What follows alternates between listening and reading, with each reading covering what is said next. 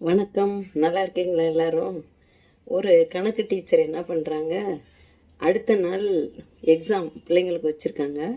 சரி, அன்னைக்கு நைட்டு நல்லா ரொம்ப கஷ்டப்பட்டு நல்லா கேள்விலாம் எது எது முக்கியமான கேள்வி, கஷ்டமான கேள்வி எல்லாம் சேர்த்து எடுத்து ரொம்ப ப்ரிப்பேர் பண்ணிக்கிட்டு அடுத்த நாள் மேக்ஸ் கிளாஸுக்கு போகிறாங்க. கிளாஸுக்கு போய் பார்த்தோன்னா அவங்களுக்கு ஒரே ஆச்சரியம். அங்கே உட்கார்ற சேரு இவங்க உட்கார்ற சேரை காணோம்.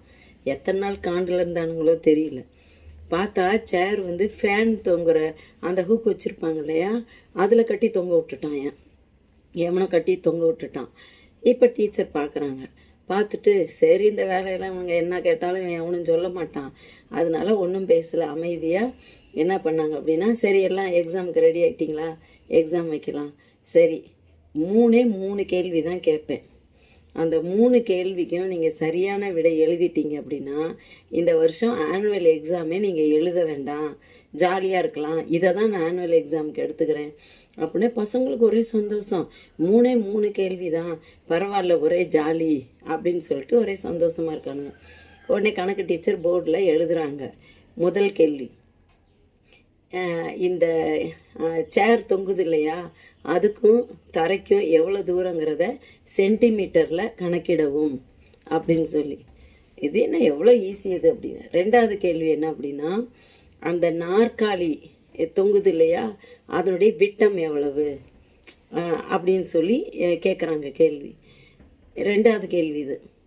மூணாவது கேள்வி, இந்த நாற்காலியை மேலே தொங்க விட்டது யார், அதுக்கு யாரெல்லாம் உதவி செஞ்சா அப்படிங்கிறது மூணாவது கேள்வி. முதல் கேள்விக்கு மார்க்கு 1 மார்க்கு, ரெண்டாவது கேள்விக்கு 1 மார்க்கு, மூணாவது கேள்விக்கு 98 மார்க்கு. எப்படி, யாருக்கிட்ட, டீச்சர்கிட்டே போட்டு காட்டலாமா? இதுலேருந்து நம்ம என்ன கற்றுக்குறோன்னா, நம்மக்கிட்ட பிரச்சனை பண்ணணுன்னு வர்றவங்கக்கிட்ட அவங்கள வந்து நம்ம தலையை சுற்ற விடணுமே தவிர நம்ம தலை சுற்றக்கூடாது. இப்போ டீச்சர் வந்து சத்தம் போட்டு திட்டி ஏய் சொல்லுங்கடா அப்படின்னா ஒருத்தன் கூட வாயை திறந்துருக்க மாட்டான். தேவையில்லாத பிரச்சனை. இப்போ எப்படி, ஆனுவல் எக்ஸாம்னு சொன்ன உடனே இந்த கேள்விக்கு 98 மார்க்கு. அப்போ பசங்களோட நிலைமையை யோசிச்சு பாருங்க.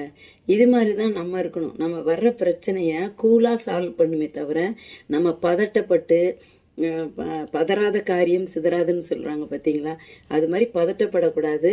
நிதானமாக இருந்து அதை டேக்கிள் பண்ணுறதுக்கு, அந்த இதை தீர்த்து வெளியே வந்து ஜெயிக்கிறதுக்கு நம்ம கற்றுக்கணும்.